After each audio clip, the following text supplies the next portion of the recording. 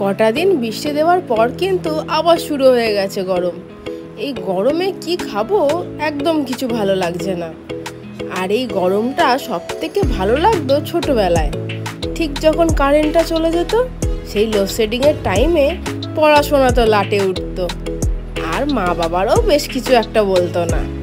আর সেই সময় উঠানে বসে মাদুর পেতে সবাই মিলে গল্প শুরু করে দিতাম, দিদি ভাই বোন সবাই মিলে। সেই সময়টা যেন একটা আলাদাই ব্যাপার ছিল। কত ভালো লাগা, কত মিষ্টি মধুর আলোচনা, কত গল্প, কত স্বপ্ন দেখতাম সবাই মিলে, কেউ এইটা হব কেউ ওইটা হব। আজ বড় হয়ে দেখুন সবাই সবার মতো আলাদা আলাদা। জিনিসগুলো ভাবলেও যেন খারাপ লাগে। সেই আগের দিনগুলোই খুব ভালো ছিল। এখনকার বাচ্চারা তো আর সেই সব জিনিস বোঝেই না।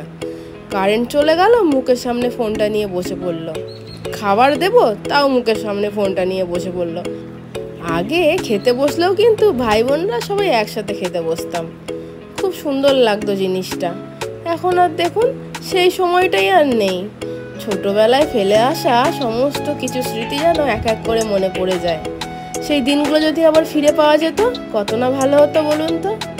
তখন বড়রা জিজ্ঞেস করতো, কিরে কি খাবি, কি রান্না করব?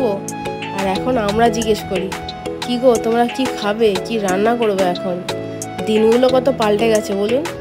আবার ফিরে পেতে চাই সেই দিনগুলো।